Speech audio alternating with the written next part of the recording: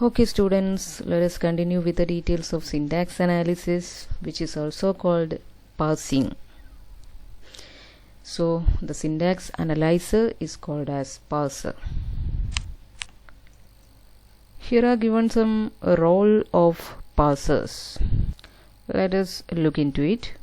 The parser obtains a string of token from the lexical analyzer, verifies that the string of token names can be generated by the grammar for the source language, report any syntax errors if any, recover and continue processing the remainder of the program.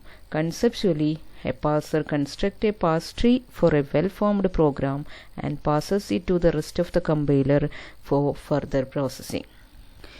ഇതിലെല്ലാ പോയിന്റ്സും തന്നെ നമ്മൾ നേരത്തെ discuss ചെയ്തിട്ടുള്ളതാണ്. എന്തൊക്കെയാണ് പാർസറിൻ്റെ roles എന്ന് പറഞ്ഞിരിക്കുന്നത്? The parser obtains a string of token from the lexical analyser. Lexical അനലൈസറിൽ നിന്നും string of tokens accept ചെയ്യുന്നു. ആ ഓരോ ടോക്കൺസും ആ ലാംഗ്വേജിൻ്റെ ഗ്രാമർ ഫോളോ ചെയ്തുകൊണ്ടുള്ളതാണ്. ആ രീതിയിൽ ടോക്കൺസ് ജനറേറ്റ് ചെയ്യാൻ ആ ലാംഗ്വേജിൻ്റെ ഗ്രാമർ അനുവദിക്കുന്നുണ്ട് എന്ന് വെരിഫൈ ചെയ്യുന്നു. അതിലെന്തെങ്കിലും സിൻടാക്സ് എറേഴ്സ് ഉണ്ടെങ്കിൽ റിപ്പോർട്ട് ചെയ്യുന്നു. ആ എറേഴ്സിൽ നിന്നും റിക്കവർ ചെയ്യുന്നു. Continuing processing with a reminder of the program. ഇത്രയാണ് ഒരു പാർസറിൻ്റെ ഫങ്ഷൻസ്. ഇൻ ടോട്ടൽ ലെക്സിക്കൽ അനലൈസറിൽ നിന്നും കിട്ടുന്ന ലെക്സീംസിനെ അല്ലെങ്കിൽ ടോക്കൺസിനെ ആക്സെപ്റ്റ് ചെയ്ത് അതിന് സിൻടാക്റ്റിക്കലി കറക്റ്റാണോ എന്ന് വെരിഫൈ ചെയ്ത് അതിൽ നിന്നും ഒരു പാർസ് ട്രീ കൺസ്ട്രക്റ്റ് ചെയ്യുകയാണ് ഒരു പാർസറിൻ്റെ റോൾ എന്ന് പറയുന്നത്. അതിൻ്റെ ഇടയ്ക്ക് വല്ല സിൻടാക്സ് മിസ്റ്റേക്കും ഉണ്ടെങ്കിൽ അത് റിപ്പോർട്ട് ചെയ്യുകയും അതിൽ നിന്ന് റിക്കവർ ചെയ്തുകൊണ്ട് പാർസിംഗ് കണ്ടിന്യൂ ചെയ്യുകയും ചെയ്യുന്നു. ഇത്രയും റോൾസ് പെർഫോം ചെയ്യുന്ന ഒരു പാർസറും കമ്പൈലറിൻ്റെ ബാക്കി പാർട്സും തമ്മിലുള്ള ഒരു ഇൻട്രാക്ഷൻ കാണിക്കുന്ന ഒരു ബ്ലോക്ക് ഡയഗ്രമാണ് ഇവിടെ കാണിച്ചിരിക്കുന്നത്. അപ്പോൾ അതിൽ നമുക്ക് ലെക്സിക്കൽ അനലൈസർ തന്നിട്ടുണ്ട്. ലെക്സിക്കൽ അനലൈസറിൽ നിന്നും ഗെറ്റ് നെക്സ്റ്റ് ടോക്കൺ മെസ്സേജിന് റിപ്ലൈ ആയിട്ട് ഓരോ ടോക്കൺസും ഫോർവേഡ് ചെയ്യപ്പെടുന്നുണ്ട്. അത് പാർസർ ആക്സെപ്റ്റ് ചെയ്യുന്നുണ്ട്. പാർസർ ആക്സെപ്റ്റ് ചെയ്ത് എല്ലാ ടോക്കൺസിനെയും യൂസ് ചെയ്തുകൊണ്ട് പാർസ് ട്രീ കൺസ്ട്രക്ട് ചെയ്ത് അതിന് rest of the front end കമ്പൈലറിൻ്റെ ബാക്കി ഫ്രണ്ട് എൻഡ് പാർട്ടിലേക്ക് സ്പെസിഫിക് ആയിട്ട് പറയുകയാണെങ്കിൽ സിൻടാക്സ് അനാലിസിസിലേക്ക് ഫോർവേഡ് ചെയ്യപ്പെടുകയാണ് ചെയ്യുന്നത്. ഈ പ്രോസസ്സിങ്ങിൻ്റെ ഇടയ്ക്ക് അതിനാവശ്യമുള്ള സമയത്തെല്ലാം സിമ്പിൾ ടേബിൾ റെഫർ ചെയ്യപ്പെടുകയും ഫർദർ ഡീറ്റെയിൽസ് ഓരോ ടോക്കൺസിനെയും റിലേറ്റ് ചെയ്തുകൊണ്ടുള്ള ഡീറ്റെയിൽസ് അതിലേക്ക് ഇൻസേർട്ട് ചെയ്യപ്പെടുകയും അതിൽ നിന്ന് റെഫർ ചെയ്തുകൊണ്ട് അതിൽ നിന്നുള്ള ഇൻഫർമേഷൻസ് ഓരോ സ്റ്റേജിലും ആവശ്യമുള്ള സമയത്ത് യൂസ് ചെയ്യുകയും ചെയ്യുന്നുണ്ട്. അപ്പോൾ നമ്മൾ പറഞ്ഞിരിക്കുന്ന പോലെ തന്നെ പാർസറിൻ്റെ മെയിൻ ആയിട്ടുള്ള ഫങ്ഷൻ എന്ന് പറയുന്നത് പാർസ് ട്രീ കൺസ്ട്രക്റ്റ് ചെയ്യുക എന്നുള്ളതാണ്. അതിന് കോമൺലി 2 മെത്തേഡ്സ് ആണ് യൂസ് ചെയ്യുന്നത്. Top down method and bottom up method. Top down method എന്ന് പറയുന്നത് build parse tree from top to bottom. റൂട്ടിൽ നിന്നും ലീവ്സിലേക്കാണ് പാർസ് ട്രീ കൺസ്ട്രക്റ്റ് ചെയ്യപ്പെടുന്നത്. കിട്ടുന്ന ഒരു ടോക്കൺ അതിൻ്റെ താഴെ വരുന്ന അതിൻ്റെ ചിൽഡ്രൻസിനെ പ്ലേസ് ചെയ്ത് അറേഞ്ച് ചെയ്തുകൊണ്ട് ബിൽഡ് ചെയ്യുന്ന ഒരു ട്രീനെയാണ് നമ്മൾ ടോപ്പ് ഡൗൺ മെത്തേഡിൽ നമുക്ക് കിട്ടുന്നത്. അതുപോലെ ബോട്ടം അപ്പ് മെത്തേഡ് യൂസ് ചെയ്തുകൊണ്ടാണെങ്കിൽ ലീവ്സിൽ നിന്നും സ്റ്റാർട്ട് ചെയ്തുകൊണ്ട് റൂട്ടിലേക്കാണ് ട്രീ ബിൽഡ് ചെയ്യപ്പെടുന്നത്. ഇതൊക്കെ നമുക്ക് ഡീറ്റെയിൽ ആയിട്ട് പഠിക്കാനുണ്ട്. In either case, the input to the parser is scanned from left to right, one symbol at a time.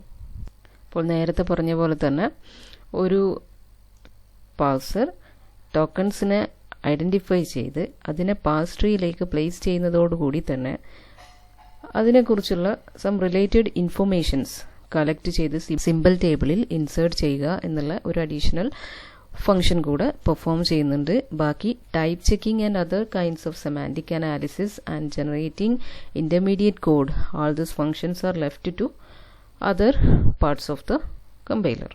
നമ്മളിവിടെ ഒരു റെപ്രസെൻറ്റേറ്റീവ് ഗ്രാമർ വെച്ചുകൊണ്ടാണ് ഈ ഒരു top down parsing bottom up parsing ഇതിൻ്റെ ജനറൽ കേസസ് എല്ലാം തന്നെ നമ്മൾ ഡിസ്കസ് ചെയ്യുന്നത് ഈ ഒരു ഗ്രാമർ എക്സാമ്പിൾ വെച്ചുകൊണ്ടാണ്. അപ്പോൾ ഇവിടെ എക്സ്പ്രഷൻ, ടേം ആൻഡ് ഫാക്ടർ ഈ രീതിയിലാണ് നമ്മളുടെ ഈ ഒരു പ്രൊഡക്ഷൻ യൂസ് ചെയ്തുകൊണ്ടാണ് നമ്മളിതിൻ്റെ സ്പെഷ്യൽ കേസസ് എല്ലാം ഡിസ്കസ് ചെയ്യാൻ പോകുന്നത്. അപ്പോൾ ഇതിനെയാണ് നമ്മൾ റെപ്രസെൻറ്റേറ്റീവ് ഗ്രാമർ എന്ന് പറയുന്നത്. അത് നോർമലി നമുക്ക് വരുന്ന പ്രോഗ്രാമിംഗ് ലാംഗ്വേജസിലെ സ്റ്റേറ്റ്മെൻറ്റ്സ് അല്ലെങ്കിൽ എക്സ്പ്രഷൻസ് ജനറലി നമ്മൾ എടുത്തു കഴിഞ്ഞാൽ അതൊരു ഇൻഡ് അല്ലെങ്കിൽ വൈല്, ഈഫ് അങ്ങനെയുള്ള ജനറൽ കൺസ്ട്രക്ട്സ് അല്ലെങ്കിൽ കീവേഡ്സ് ഒക്കെ യൂസ് ചെയ്തുകൊണ്ട് സ്റ്റാർട്ട് ചെയ്യുന്നതാണെങ്കിൽ ആ ഫസ്റ്റ് കീവേഡ് തന്നെ ആ ഒരു സ്റ്റേറ്റ്മെൻറ്റിൻ്റെ ടൈപ്പിനെ, ഇപ്പോൾ ഇൻഡ് സ്റ്റാർട്ട് ചെയ്യുന്ന ഒരു സ്റ്റേറ്റ്മെൻ്റ് ആണെങ്കിൽ നമുക്കറിയാം അതൊരു ഡിക്ലറേഷൻ സ്റ്റേറ്റ്മെൻ്റ് ആണ്. ഇനി വൈലിലുള്ളതാണെങ്കിൽ അതൊരു ലൂപ്പാണ്. ലൂപ്പ് കൺസ്ട്രക്റ്റിൽ സ്റ്റാർട്ടിംഗ് പോയിന്റ് ആണ് അത് ഇൻഡിക്കേറ്റ് ചെയ്യുന്നത്. ഈ രീതിയിൽ നമുക്ക് അതിൽ തന്നെ ഒരുപാട് ആ ഒരു സ്റ്റേറ്റ്മെൻറ്റിനെ ഐഡൻറ്റിഫൈ ചെയ്യാനുള്ള ക്ലൂസ് അവൈലബിൾ ആയിരിക്കും. അപ്പോൾ ആ കേസസിനെ ഡീൽ ചെയ്യുക എന്ന് പറയുന്നത് പാസറിന് കുറച്ചും കൂടെ ഈസി ആയിട്ടുള്ളൊരു ടാസ്ക്കാണ്. അതേസമയം സിമ്പിളായിട്ടുള്ള എക്സ്പ്രഷൻസ്, അതായത് A=B+C അല്ലെങ്കിൽ B×C എന്നൊക്കെ പറയുന്ന എക്സ്പ്രഷൻസ് ആണെങ്കിൽ അത് ഇച്ചിരിയും കൂടെ ബുദ്ധിമുട്ടായിട്ടായിരിക്കും. കാരണം അതിലൊരു ജനറൽ ഫോർമാറ്റ് ഒന്നും ഉണ്ടാവില്ല. അങ്ങനെയുള്ള സ്റ്റേറ്റ്മെൻറ്റ്സ്, എക്സ്പ്രഷൻസ് എങ്ങനെയും വരാം, ഏത് ഫോമാറ്റിലും വരാം. ഇപ്പോൾ നമുക്ക് ഒരു സ്ഥലത്ത് പ്ലസ് ആണെങ്കിൽ ഒരു സ്ഥലത്ത് മൾട്ടിപ്ലിക്കേഷൻ ആയിരിക്കും, ഒരു സ്ഥലത്ത് ഭയങ്കര കോംപ്ലിക്കേറ്റഡ് ആയിട്ടുള്ള ഓപ്പറേഷൻസ് ആയിരിക്കും. അപ്പോൾ അത് ആ പ്രോഗ്രാമിൻ്റെ സ്പെഷ്യാലിറ്റീസ് അനുസരിച്ച് അല്ലെങ്കിൽ ആ പ്രോഗ്രാമറിൻ്റെ ഐഡിയ അനുസരിച്ച് അതെങ്ങനെ വേണേലും വരാം. സിമ്പിളായിട്ടുള്ള അസൈൻമെൻ്റ് ആയിരിക്കാം, അല്ലെങ്കിൽ കോംപ്ലിക്കേറ്റഡ് ആയിട്ടുള്ള ഓപ്പറേഷൻസ് ആയിരിക്കാം, ഇതൊന്നും അല്ലെങ്കിൽ ഒരു മറ്റെന്തെങ്കിലും ടാസ്ക് ചെയ്യുന്നതായിരിക്കാം. അപ്പോൾ അതിനെ എല്ലാം ഇൻക്ലൂഡ് ചെയ്യുക. എല്ലാ കേസസിലേക്കും എക്സാമ്പിൾസിന് നമുക്ക് പറയാൻ പറ്റുന്ന രീതിയിലുള്ള ഒരു ജനറൽ റെപ്രസെൻറ്റേറ്റീവ് ഗ്രാമറാണ് നമ്മൾ ഇവിടെ യൂസ് ചെയ്യുന്നത്. ഇത് എങ്ങനെയാണ് യൂസ് ചെയ്യുന്നതെന്നൊക്കെ നമുക്ക് വരുന്ന ക്ലാസ്സുകളിൽ കാണാൻ സാധിക്കുന്നതാണ്. അപ്പോൾ ഇതാണ് നമ്മുടെ റെപ്രസെൻറ്റേറ്റീവ് ഗ്രാമർ എന്ന് പറയുന്നത്. കുറച്ചും കൂടെ കോംപ്ലിക്കേറ്റഡ് ആയിട്ടുള്ള കേസസും കൂടെ ഈ പറയുന്ന ഡിക്ലറേഷൻ സ്റ്റേറ്റ്മെൻറ്റും ലൂപ്പ് സ്റ്റേറ്റ്മെൻറ്റ്സും എല്ലാം ഇതിൽ നമുക്ക് ഇൻക്ലൂഡ് ചെയ്യാൻ സാധിക്കും. അതിനോടൊപ്പം തന്നെ മറ്റുള്ള സ്പെഷ്യൽ കേസസും ഇതിൽ തന്നെ എക്സ്പ്ലെയിൻ ചെയ്യാൻ സാധിക്കും. അതുകൊണ്ട് ഈ ഒരു ഡെറിവേഷൻസ് ആയിരിക്കും നമ്മൾ എല്ലായിടത്തും യൂസ് ചെയ്യാൻ പോകുന്നത്. അപ്പോൾ ഇതിലേക്ക് ഡീറ്റെയിൽ ആയിട്ട് നോക്കുകയാണെങ്കിൽ ഈ എന്ന് പറയുന്നത് ഇവിടെ തന്നിട്ടുണ്ട്. Expression derives expression plus terms. അപ്പോൾ ഒരു എക്സ്പ്രഷൻ എന്ന് പറയുന്നത് ഈ ഒരു ഫോമാറ്റിലായിരിക്കാം, expression plus terms or terms. അപ്പോൾ ടേം എന്ന് പറയുന്നത് എന്തായിരിക്കാം? ടേം എന്ന് പറയുന്നത് derives term into factor or factors. അപ്പോൾ ഒരു ഫാക്ടർ ഫോം ചെയ്യുന്ന ഒരു ഡെറിവേഷനാണ് ഇവിടെ കാണിച്ചിരിക്കുന്നത്. ഒരു ഫാക്ടർ എന്ന് പറയുന്നത് അത് എന്തെല്ലാം കമ്പൈൻ ചെയ്ത് ക്രിയേറ്റ് ചെയ്തതായിരിക്കാം? Factor can be either parenthesised expressions or identifiers. അപ്പോൾ ഈ ഒരു രീതിയിലുള്ള ഒരു ഡെറിവേഷൻ ആയിരിക്കും നമ്മൾ ഈ ഒരു ചാപ്റ്ററിൽ ഉടനീളം യൂസ് ചെയ്യുന്നുണ്ടാവുക. അപ്പോൾ അതിന് ഇവിടെ തന്നെ ഒന്ന് ഫെമിലിയർ ആക്കുക മാത്രമാണ് ഇവിടെ ചെയ്തിട്ടുള്ളത്. റെപ്രസെൻറ്റേറ്റീവ് ഗ്രാമർ എന്നുള്ളത് നമ്മൾ യൂസ് ചെയ്യുന്ന ഒരു റെപ്രസെൻറ്റേറ്റീവ് ഗ്രാമർ ഇതാണ് എന്നതിനെ മാത്രം ഉദ്ദേശിച്ചുകൊണ്ടുള്ളതാണ്. അല്ലെങ്കിൽ കണ്ടെക്സ്റ്റ് ഫ്രീ ഗ്രാമർ എന്നൊക്കെ പറയുന്ന പോലെ ഒരു ജനറൽ കാറ്റഗറി ഒന്നുമല്ല റെപ്രസെൻറ്റേറ്റീവ് ഗ്രാമർ എന്ന് പറയുന്നത്.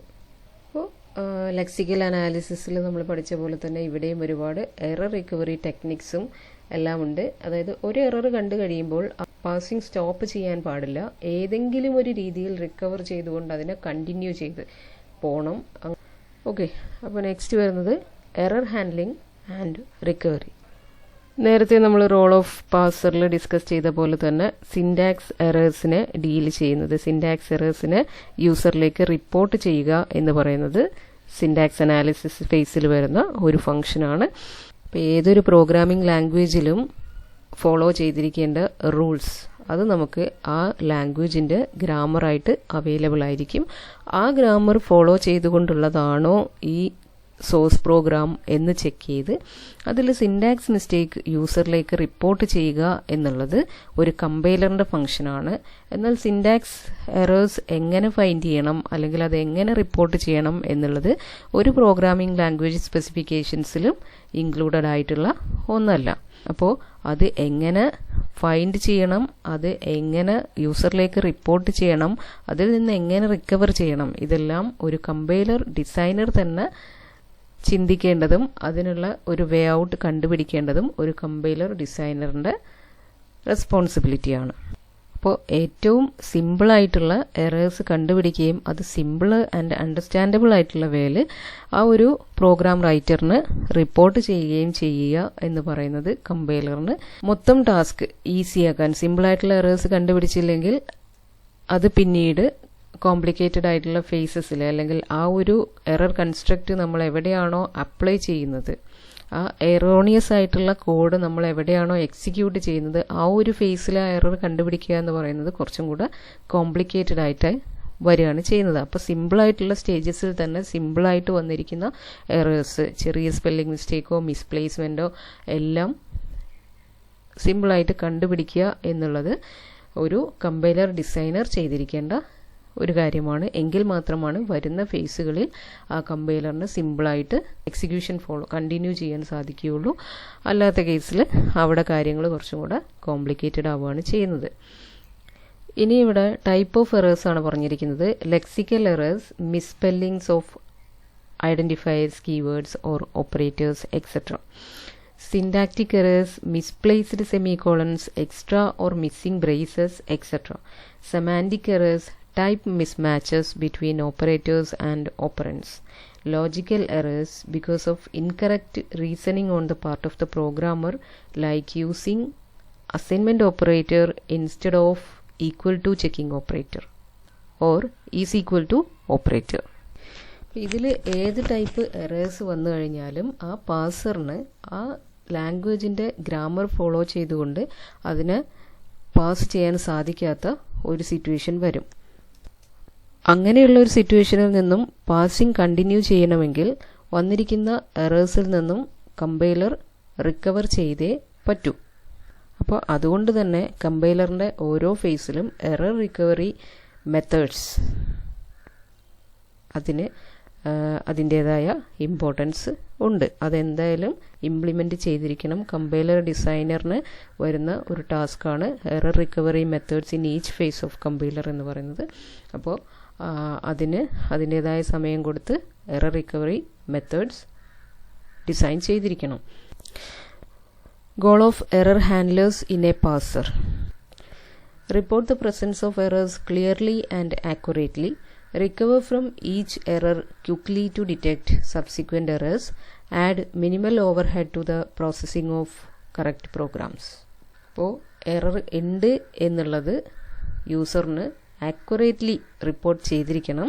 Recover from error quickly to detect subsequent errors. ഒരു എറർ കണ്ട് അത് റിപ്പോർട്ട് ചെയ്ത് അവിടെ പാസിംഗ് സ്റ്റോപ്പ് ചെയ്യുന്നതിന് പകരം ആ ഒരു എററിൽ നിന്നും റിക്കവർ ചെയ്ത് കുറച്ച് പാർട്ട് സ്കിപ്പാക്കുകയോ ചെക്ക് ചെയ്യാതിരിക്കുകയോ ഇത്രയും പോർഷനിൽ എറർ ഉണ്ട് എന്ന് റിപ്പോർട്ട് ചെയ്തുകൊണ്ട് ബാക്കിയുള്ള പാർട്സിൽ നിന്നുള്ള എറേഴ്സ്, പ്രോഗ്രാമിലെ ബാക്കി ലൈൻസിൽ നിന്നുള്ള എറേഴ്സും റിപ്പോർട്ട് ചെയ്യണം. നമ്മൾ കമ്പൈൽ ചെയ്യുന്ന സമയത്ത് കാണാറുള്ളതാണ്, ഒരു പ്രോഗ്രാമിൽ മൾട്ടിപ്പിൾ ലൈൻസിൽ നമുക്ക് എറേഴ്സ് പോയിൻ്റ് ഔട്ട് ചെയ്ത് വരാറുണ്ട്. നമുക്ക് ഒരു കളക്ഷൻ ഓഫ് എറേഴ്സ്, അതിൻ്റെ എറർ റിപ്പോർട്ടാണ് കിട്ടാറുള്ളത്. അല്ലാതെ ഒരു ലൈൻ എറർ കാണുന്നു, അത് നമ്മൾ കറക്റ്റ് ചെയ്യുന്നു, അതിൻ്റെ ശേഷം അടുത്ത ലൈനിൽ എറർ കാണിക്കുന്നു, ഈ ഒരു രീതിയിൽ വരാറില്ല. അപ്പോൾ അത് ആദ്യത്തെ എറർ കണ്ട് അതിൽ നിന്ന് റിക്കവറായി നെക്സ്റ്റ് എറേഴ്സും കൂടെ കണ്ട് ആ ഒരു രീതിയിലാകുമ്പോഴാണ് ഫാസ്റ്റ് പ്രോസസ്സിങ് പോസിബിൾ ആവുള്ളൂ. ഇത് നമ്മൾ സാധാരണ കണ്ടുവരാറുള്ള ഒരു എറർ സ്ട്രാറ്റജിയാണ്. A common strategy of error handling is to print the offending line with a pointer to the position at which an error is detected, because there is a good chance that the actual error occurred within the previous few tokens. Passing നടക്കുന്ന സമയത്ത് പ്രോഗ്രാമിങ്ങിൻ്റെ constructs ലെക്സീംസ് കാണുന്ന സമയത്ത് passer അതിനെ ഓരോന്നിനെയും ആ ഒരു programming ലാംഗ്വേജിൻ്റെ ഗ്രാമറിലേക്ക് match ചെയ്ത് നോക്കി അത് ഫോളോ ചെയ്യുന്നുണ്ടെങ്കിൽ ആക്സെപ്റ്റ് ചെയ്യുകയാണ് ചെയ്യുന്നത്.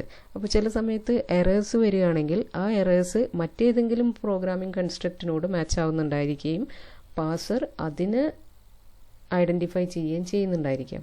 അങ്ങനെ കണ്ടിന്യൂ ചെയ്ത് പോകുമ്പോൾ ലാസ്റ്റ് കൺസ്ട്രക്റ്റ് വരുമ്പോൾ ചിലപ്പോൾ ആ ഒരു കൺസ്ട്രക്റ്റിന് മിസ്മാച്ച് ആവുന്ന രീതിയിലുള്ള എറേഴ്സ് കണ്ടെത്തിയേക്കാം. അവിടെ ആയിരിക്കാം കമ്പൈലർ എറർ റിപ്പോർട്ട് ചെയ്യപ്പെടുന്നുണ്ടാവുക. പക്ഷേ ഒരു കോളനോ ഒരു കോമയോ ഒക്കെ എക്സ്പെക്റ്റ് ചെയ്യുന്നിടത്ത് മറ്റു വല്ല കാര്യങ്ങളൊക്കെ ആയിരിക്കും കാണുന്നത്. അവിടെ ആയിരിക്കും കമ്പൈലർ എറർ ഐഡൻറ്റിഫൈ ചെയ്യുന്നുണ്ടാവുക. പക്ഷേ ആക്ച്വലി പ്രോഗ്രാമർ എഴുതാൻ ഉദ്ദേശിച്ച കോഡ് തുടക്കത്തിലായിരിക്കാം മിസ്റ്റേക്ക് ആയിട്ടുണ്ടാവുക. ഫോർ എക്സാമ്പിൾ പറയുകയാണെങ്കിൽ ഒരു ഈഫ് കൺസ്ട്രക്റ്റ് സ്റ്റാർട്ട് ചെയ്തതായിരിക്കാം, പക്ഷേ അത് മിസ്പെൽഡ് ആയിട്ടൊരു ഫംഗ്ഷൻ നെയിം ആയിട്ടായിരിക്കും, ഐഡൻറ്റിഫയർ ആയിട്ടായിരിക്കാം കമ്പൈലർ ഐഡൻറ്റിഫൈ ചെയ്തിട്ടുണ്ടാവുക. ഒരു ID എന്ന് പറയുന്ന ലെക്സിയുമായിരിക്കാം ജനറേറ്റ് ചെയ്തിട്ടുണ്ടാവുക. അപ്പോൾ കമ്പൈലർ അതിന് ഒരു ഐഡൻറ്റിഫയർ ആയിട്ട് എടുക്കുകയും പ്രോഗ്രാമറിൻ്റെ മനസ്സിൽ അതൊരു ഈഫ് കൺസ്ട്രക്റ്റ് സ്റ്റാർട്ട് ചെയ്യുകയുമാണെങ്കിൽ ആ ഫംഗ്ഷൻ്റെ പാരന്തസിസിൻ്റെ അകത്ത്, ഫംഗ്ഷൻ നെയിമിൻ്റെ പാരന്തസിസിൻ്റെ അകത്ത് ആർഗ്യുമെൻറ്റ്സ് ആയിട്ടായിരിക്കും അതിൽ ഓരോ വേരിയബിൾസിനെയോ കണ്ടീഷൻ ചെക്കിനെയോ എല്ലാം ആർഗ്യുമെൻറ്റ്സ് ആയിട്ടാണ് കമ്പൈലർ എക്സ്പെക്റ്റ് ചെയ്യുന്നത്.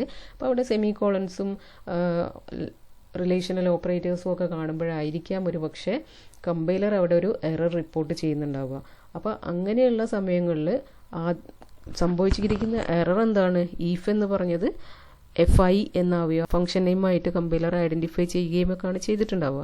അപ്പോൾ അതിനെ നമുക്ക് കാണിച്ചു തരുമ്പോൾ എവിടെ റിലേഷണൽ ഓപ്പറേറ്ററിൻ്റെ അടുത്തായിരിക്കാം ഒരു പക്ഷേ എറർ കമ്പൈലർ കാണിക്കുന്നുണ്ടാവുക. പക്ഷേ ഫുൾ ലൈൻ പ്രിൻ്റ് ചെയ്യുമ്പോൾ നമുക്കറിയാം അവിടെ നമ്മളുടെ ഈഫ് എന്ന് പറയുന്നത് മിസ്പെൽഡ് ആണെന്നുള്ളത്. അല്ലാതെ ആ കറക്റ്റ് പോയിന്ററിൽ മാത്രം കാണിച്ചു തരികയാണെങ്കിൽ നമുക്ക് മനസ്സിലാക്കാൻ പറ്റില്ല അതിൻ്റെ മുമ്പേ ഉള്ള. അപ്പോൾ ഇതൊക്കെ ചെറിയ ചെറിയ എക്സാമ്പിൾസ് ആണ് പറയുന്നത്.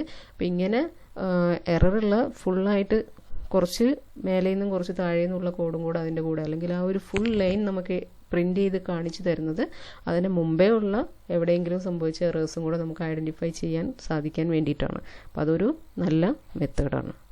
അപ്പോൾ ഇങ്ങനെയുള്ള എറേഴ്സിൽ നിന്നും റിക്കവർ ചെയ്യാനായിട്ടുള്ള സം എറർ റിക്കവറി സ്ട്രാറ്റജീസ് ആണ് ഇവിടെ ഡിസ്കസ് ചെയ്യാൻ പോകുന്നത്. The simplest approach is to quit with an informative error message when it detects the first error. There are few methods that have broad applicability. First one is panic mode error recovery. On discovering an error, the parser discards input symbols one at a time until one of the designated set of synchronizing tokens is found. ഒരു error കണ്ടു കഴിയുമ്പോൾ ആ എററിൻ്റെ effect എവിടെ വരെയാണോ അതിനൊരു end delimiter suppose ചെയ്തുകൊണ്ട് അതുവരെയുള്ള programming part skip ചെയ്യുക, അതിൻ്റെ അപ്പുറത്ത് നിന്നോ അത് റിപ്പോർട്ട് ചെയ്യുക, അതിൻ്റെ അപ്പുറത്ത് ഉള്ള കോഡ്സ് വെച്ച് വീണ്ടും പാസിങ് കണ്ടിന്യൂ ചെയ്യുക എന്നുള്ളതാണ് പാനിക് മോഡ് എറർ റിക്കവറി എന്നുള്ള മെത്തേഡ് അപ്ലൈ ചെയ്യുമ്പോൾ വരുന്നത്. ഇതിൽ പറഞ്ഞിരിക്കുന്ന സിങ്ക്രണൈസിങ് ടോക്കൺസ് എന്ന് പറയുന്നത് ഒരു സ്റ്റേറ്റ്മെൻറ്റിൽ വരുന്ന എറർ ഏത് സ്ഥലം വരെ എഫക്റ്റ് ചെയ്യുന്നുണ്ടായിരിക്കാം. ഒരു സെമിക്കോളനോ ഒരു ബ്രേസോ ഒരു ക്ലോസിംഗ് ബ്രേസോ ഒക്കെ കാണുന്നത് വരെയായിരിക്കും അതിൻ്റെ ഒരു മാക്സിമം സിൻടാക്സ് മിസ്റ്റേക്ക് നമുക്ക് ഫോളോ ചെയ്ത് പോകാൻ പറ്റുക. അതുവരെയായിരിക്കും അതിൻ്റെ ഒരു എഫക്റ്റ്. ഒരു ഈഫ് കൺസ്ട്രക്റ്റിൽ മിസ്റ്റേക്ക് കാണുകയാണെങ്കിൽ ആ ഈഫ് കൺസ്ട്രക്റ്റിനെ പാടെ അങ്ങോട്ട് എറർ മെസ്സേജായിട്ട് കാണിച്ചു തരിക. അതിൻ്റെ താഴെ അതിൻ്റെ ക്ലോസിംഗ് ബ്രേസിൻ്റെ ശേഷം വരുന്ന കാര്യങ്ങളിലേക്ക് വീണ്ടും പാസിങ് കണ്ടിന്യൂ ചെയ്യുക. ഈ ഒരു രീതിയൊക്കെയാണ് പാനിക് മോഡ് എറർ റിക്കവറിയിൽ യൂസ് ചെയ്യുന്നത്. നെക്സ്റ്റ് വരുന്നൊരു മെത്തേഡാണ് ഫേസ് ലെവൽ എറർ റിക്കവറി എന്ന് പറയുന്നത്. Parser may perform local corrections on the remaining input. That is it may replace the prefix of the remaining input by some string that allows the parser to continue. For example, replace a comma by semicolon.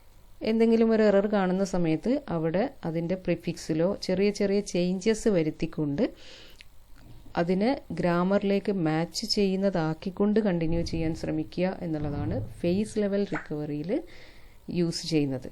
അവിടെ important ആയിട്ടുള്ളൊരു കാര്യം, the choice of the local correction is left to the compiler designer.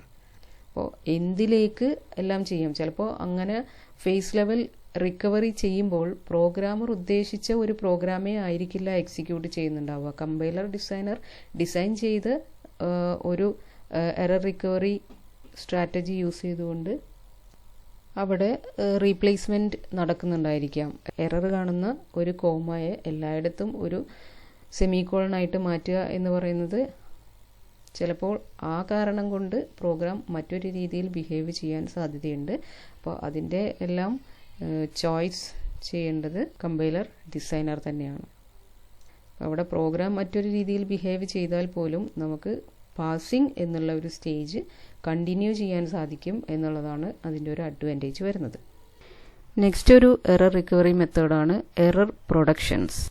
സാധാരണ രീതിയിലുള്ള ആ ഒരു programming ലാംഗ്വേജിൻ്റെ syntax specify ചെയ്യുന്ന productions include ചെയ്യുന്നതിനോടൊപ്പം തന്നെ normally വരാൻ സാധ്യതയുള്ള എറേഴ്സിൻ്റെയും കൂടെ പ്രൊഡക്ഷൻ, അങ്ങനെ ഒരു എറർ കൺസ്ട്രക്റ്റ് ഫൈൻഡ് ചെയ്യപ്പെടുകയാണെങ്കിൽ അത് എങ്ങനെ റീപ്ലേസ് ചെയ്യണം, അതിന് എന്ത് ആക്ഷനാണ് എടുക്കേണ്ടത് എന്നുള്ളതും കൂടെ ഇൻക്ലൂഡ് ചെയ്യുന്ന രീതിയിലുള്ള ടൈപ്പ് ഓഫ് പ്രൊഡക്ഷൻസ് ആ ഒരു ലാംഗ്വേജ് ഗ്രാമറിൻ്റെ പ്രൊഡക്ഷൻ്റെ കൂടെ ഇൻക്ലൂഡ് ചെയ്യുക എന്നുള്ളതാണ് ഈ ഒരു മെത്തേഡ് അപ്ലൈ ചെയ്യുന്നതിലൂടെ സംഭവിക്കുന്നത്. അപ്പോൾ ഡിഫറെൻ്റ് ആയിട്ടുള്ള എറേഴ്സിനെ ഐഡൻറ്റിഫൈ ചെയ്ത് അതിന് കറസ്പോണ്ടിങ് ആയിട്ടുള്ള കറക്ഷൻ മെത്തേഡ്സ് അപ്ലൈ ചെയ്യാൻ സാധിക്കും എന്നുള്ളതാണ് ഇതിൻ്റെ ഒരു അഡ്വാൻറ്റേജ് പറയുന്നത്. പക്ഷേ ഒരു പ്രോഗ്രാമറിന് സംഭവിക്കാൻ സാധ്യതയുള്ള എല്ലാ എറേഴ്സിൻ്റെയും പ്രൊഡക്ഷൻസ് ഇൻക്ലൂഡ് ചെയ്യുക എന്നുള്ളത് ഒരു കമ്പൈലർ ഡിസൈനറിനെ സംബന്ധിച്ചിടത്തോളം അത്ര ഈസി ആയിട്ടുള്ളൊരു ടാസ്ക് ഒന്നുമല്ല. നെക്സ്റ്റ് വരുന്ന ഒരു എറർ കറക്ഷൻ മെത്തേഡാണ് അല്ലെങ്കിൽ ഒരു റിക്കവറി സ്ട്രാറ്റജിയാണ് ഗ്ലോബൽ കറക്ഷൻ. തന്നിരിക്കുന്ന പ്രോഗ്രാമിൽ ഉള്ള എറേഴ്സിൽ നിന്നും റിക്കവർ ചെയ്യാനായിട്ട് യൂസ് ചെയ്യേണ്ട മിനിമൽ സീക്വൻസ് ഓഫ് ചേഞ്ചസ്, ഏറ്റവും ലെസ് കോസ്റ്റ്ലി ആയിട്ടുള്ള ചേഞ്ചസ് എന്താണ് എന്ന് ഐഡൻറ്റിഫൈ ചെയ്യാനായിട്ട് ഇവിടെ ഗ്ലോബലി ആക്സെപ്റ്റഡ് ആയിട്ടുള്ള അൽഗോരിതംസ് യൂസ് ചെയ്യുന്നു എന്നുള്ളതാണ് ഗ്ലോബൽ കറക്ഷൻ മെത്തേഡിൻ്റെ ഏറ്റവും വലിയ പ്രത്യേകത. അപ്പോൾ അത്രയും കോംപ്ലിക്കേറ്റഡ് ആയിട്ടുള്ള പ്രോഗ്രാംസിലായിരിക്കും ഇത് യൂസ് ചെയ്യുക എന്നുള്ളത് നിങ്ങൾ ആദ്യം തന്നെ ഓർത്തിരിക്കുക. അപ്പോൾ ഇങ്ങനെ ഗ്ലോബൽ കറക്ഷൻ നടത്തുന്ന അൽഗോരിതംസ് ആണ് പ്രോഗ്രാമിൽ വരുത്തേണ്ട മിനിമം സീക്വൻസ് ഓഫ് ചേഞ്ചിന് ഡിറ്റർമൈൻ ചെയ്യുന്നത്. അപ്പോൾ ആ ഒരു പ്രോഗ്രാമിൽ y എന്നൊരു സ്ട്രിങ് എക്സ്പെക്റ്റ് ചെയ്യുന്ന സ്ഥാനത്ത് x എന്ന് പറയുന്ന ഒരു സ്ട്രിങ് ആണ് ആക്ച്വലി ഇൻപുട്ട് ചെയ്തിരിക്കുന്നത് എങ്കിൽ അതിനെ എങ്ങനെ y ആയിട്ട് ട്രാൻസ്ഫോം ചെയ്യാം, അതും ഒരു മിനിമൽ സീക്വൻസ് ഓഫ് ചേഞ്ചസ് അതിൽ അപ്ലൈ ചെയ്തുകൊണ്ട് എങ്ങനെ വൈയിലേക്ക് അതിനെ ട്രാൻസ്ഫോം ചെയ്യാം, ഒരു സീക്വൻസ് ഓഫ് ഇൻസേർഷൻസ് ഡിലീഷൻസ് എല്ലാം വരുത്തിക്കൊണ്ട് അതിനെ വൈയിലേക്ക് ട്രാൻസ്ഫോം ചെയ്യാൻ ഉള്ള പോസിബിൾ മെത്തേഡ് എന്താണ് എന്ന് തീരുമാനിക്കുന്നത് ഒരു അൽഗോരിതം ആയിരിക്കും. അപ്പോൾ ഇത് ഇംപ്ലിമെൻ്റ് ചെയ്യാൻ ടു കോസ്റ്റ്ലി ആണ്. അപ്പോൾ അത്രയും കോംപ്ലിക്കേറ്റഡ് ആയിട്ട് നമുക്ക് എറർ കാണിച്ചു തന്നാൽ പോലും നമുക്കത് ഒരു ഹ്യൂമൻ ഇരുന്നുകൊണ്ട് കറക്റ്റ് ചെയ്യാൻ പറ്റാത്തതോ അത്രയും കോംപ്ലിക്കേറ്റഡ് ആയിട്ടുള്ള അല്ലെങ്കിൽ അണ്ടർസ്റ്റാൻഡ് ചെയ്യാൻ പറ്റാത്ത അത്ര കോംപ്ലിക്കേറ്റഡ് ആയിട്ടുള്ള പ്രോഗ്രാംസിലൊക്കെയാണ് ഇത് യൂസ് ചെയ്യുന്നത്. അപ്പോൾ അതിന് സ്റ്റാൻഡേർഡ് ആയിട്ടുള്ള അൽഗോരിതംസ് യൂസ് ചെയ്യുന്നു എന്നുള്ളതാണ് ഗ്ലോബൽ കറക്ഷൻ മെത്തേഡിൻ്റെ ഇമ്പോർട്ടൻസ്. അപ്പോൾ ഇത്രയാണ് നമ്മുടെ ഇന്നത്തെ ക്ലാസ്സിൽ ഡിസ്കസ് ചെയ്യുന്ന ടോപ്പിക്സ്. അപ്പോൾ എറർ റിക്കവറി മെത്തേഡ്സ് ഇൻ പാസിങ്ങും അതുപോലെ പാസിങ്ങിൻ്റെ ഒരു ബ്ലോക്ക് ഡയഗ്രാം, അതിൻ്റെ റോൾ ഓഫ് പാസേഴ്സ്, ഇത്രയൊക്കെയാണ് ഇന്ന് ഡിസ്കസ് ചെയ്തിട്ടുള്ളത്. ബാക്കി നമുക്ക് അടുത്ത ക്ലാസ്സിൽ കണ്ടിന്യൂ ചെയ്യാം.